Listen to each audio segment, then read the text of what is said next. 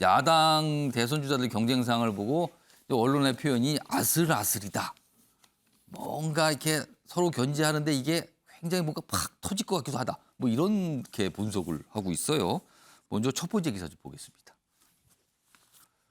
갑자기 무슨 깐부 이 단어가 등장합니다. 윤석열, 홍 선배님. 여기서 홍은 홍준표 후보를 말합니다. 홍 선배님, 우리는 깐부 아닌가요? 이렇게 글을 올려요, 본인이 공개적으로. 그러자 홍준표, 깐부는 동지인데 근데 왜 날 음해했어요? 받아칩니다. 또 이 와중에 유승민 후보는 윤석열, 비리에 가족 연루됐다면 심각하다. 이제 가정을 합니다만 자꾸 지적을 해요, 지금. 자, 근데 이 깐부 얘기가 나오기 전에 지난 9일이죠. 홍준표 후보가 윤석열 전 총장을 겨냥해서 뭔가 얘기를 했거든요. 그 영상 확인해 보겠습니다.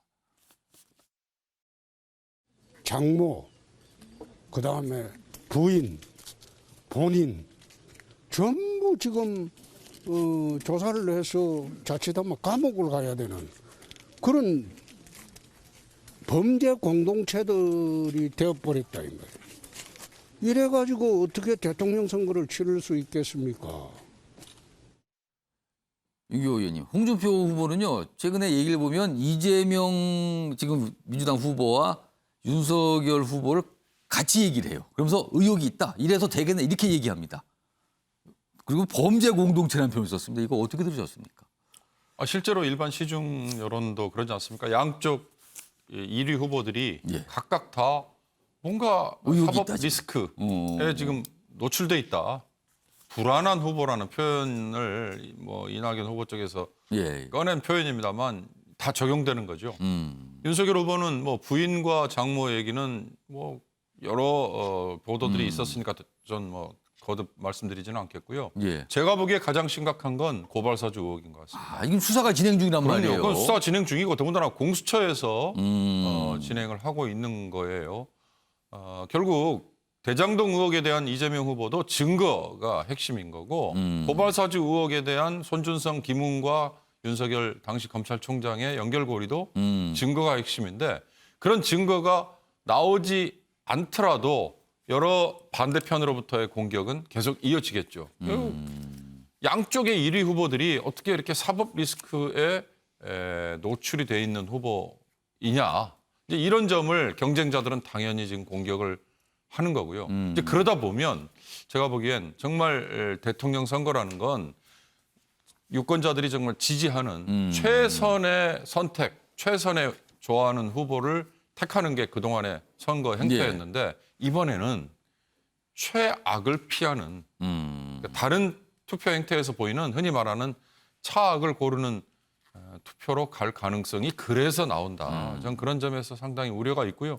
그게 이제 내부에서 같은 당내 경선에서의 공격은 그래도 강도를 높게는 안 하겠죠. 그러나 상대당의 이제 후보가 확정된 다음에는 예. 서로가 아마 죽자고 달려들 테니까 그럴 예. 경우는 아마 선거가 정말 눈살을 찌푸리게 하는 그런 선거가 되지 않을까라는 걱정이 됩니다. 그래서 일각에는 이번 대선 본선이 최악의 네거티브 선거가 예상된다. 이렇게들 좀 전망들을 내놓고 있긴 합니다, 지금요. 다음 기사 좀 보겠습니다. 어제 이제 후보들, 야당 후보들 이제 바빴어요. 각자의 일정들을 소화했는데 여기 보면 뭐 주술 논란, 미신 논란 이렇죠. 윤석열 성경을 들고 교회에서 예배합니다. 어제. 그러니까 왕자, 손바닥 왕자 이걸 의식한 거 아니냐는 거죠. 그리고 당심 공약 홍준표 TK를 찾아 호소문 발표. TK, 당심 연결되는 지역이죠. 바로 여기를 갔다는 거예요. 그 여긴 사찰을 찾았어요. 또 오늘 토론회가 있는데 오늘 토론회 앞두고 약점 만의 행보를 하는 거 아니냐. 그리고 유승민, 원희룡, 호남 민심 잡기에 집중했다 이렇게 돼 있습니다. 자, 그럼요. 이 후보들 어제 일정도 있었는데 영상으로 좀 확인해 보겠습니다. 보시죠. 어제 서울의 한 교회 이렇게 예배에 참석하는 모습이에요. 찬송가를 부르는 거 같죠? 그리고 성경책을 들고 입장을 했어요, 여기를. 자, 어제 이런 모습이 있었습니다. 교회 예배에 참석하는 모습이었습니다. 다음 보겠습니다. 홍준표 후보는 사찰을 찾았죠. DK에 있는 한 사찰을 방문한 겁니다. 그러니까 여기는 사찰보다는 TK를 찾았다는 데 의미 부여를 좀 하고 있어요, 언론들이요. 여기가 당심 연결되는 곳이다. 뭐 이런 겁니다. 자, 얘기 좀 해보겠습니다. 최영철 편집위원. 윤석열 후보가 교회를 갔어요. 차에 내리면서 성경책을 딱 들고 갔단 말이에요. 그것도 언론이 이제 포착을 했는데 아무래도 손바닥 왕자 의식한 것 같죠? 임금 왕자 때문에 그 문제가 좀 컸다고 제가 들었습니다.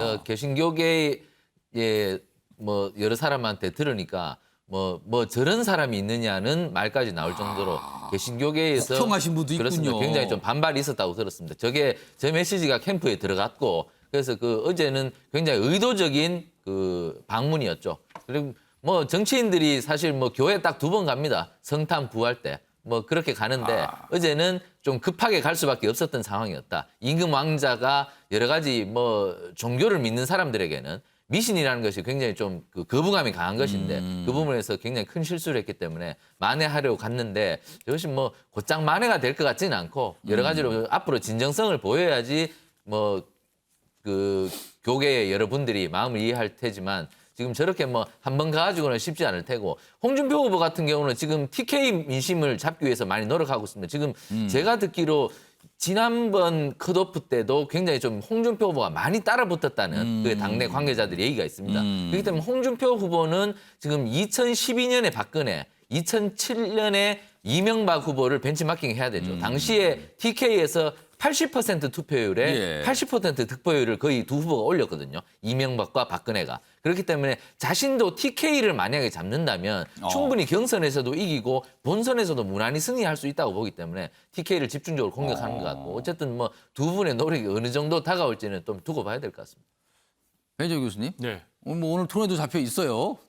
자, 윤석열 후보로 집중해 보겠습니다. 어제 이제 교회 가서 성경책도 들고 있는 모습, 그리고 뭐 찬송가도 부르는 모습, 예배하는 모습까지 이제 공개가 된 거예요. 이걸로 그 왕자 논란 좀 수습이 될까요? 어떻게 전망하십니까? 제가 볼 때는 쉽게 수습이 되지 않을 것 같아요.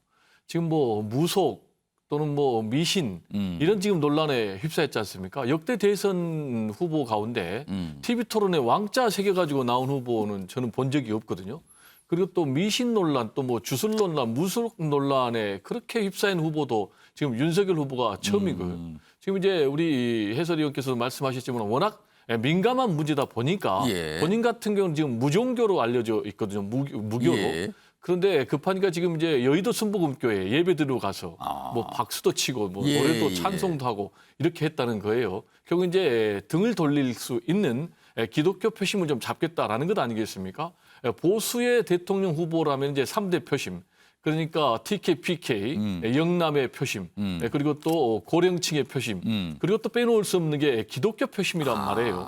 그런데 이제 기독교에서는 가장 위험하게 보는 부분이 우상 숭배를 제일 큰 죄로 보거든요. 따라서 뭐 미신을 숭배한다. 이런 대통령 후보라면 표를 절대 줄 수가 없는 것이죠. 따라서 이걸 극복하기 위해서 지금 갔는데 이게 과연 앵커께서 질문 던진 것처럼 극복이 될지는 좀 미지수입니다. 오늘 토론회가 있으니까 아마 다른 후보들이 또 질문을 할 것 같아요. 뭐 교회는 어떤 취지로 가신 거냐, 뭐 종교는 도대체 무엇이냐, 뭐 이런 걸 또 물어볼 것 같습니다. 이 상황에 대해서. 다음 기사 하나 보겠습니다. 뭐 이거는 좀 표심을 좀 분석한 기사인데요. 당심 우위로 보이는 윤. 젊은 표심을 집중적으로 가고 있는 홍. 각각 이렇게 분석이 돼요, 지금요. 자, 국민의힘 빅2 승부처는 맞짱 토론이다. 이렇게 돼 있습니다. 전환 변호사. 네. 이 분석 맞습니까? 당심 우위 윤, 젊은 표심 홍.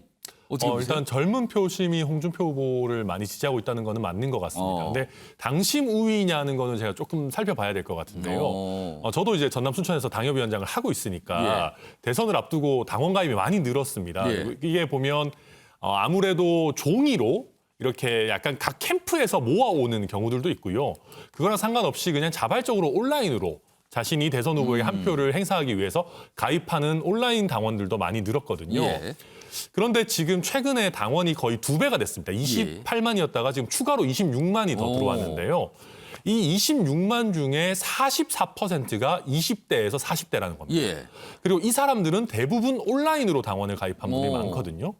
그렇다 보면 젊은 세대가 숫자도 많고 온라인으로 본인이 자발적으로 적극적으로 가입한 만큼 투표권을 행사할 가능성도 꽤 높다라고 볼 부분이 분명히 있습니다. 예.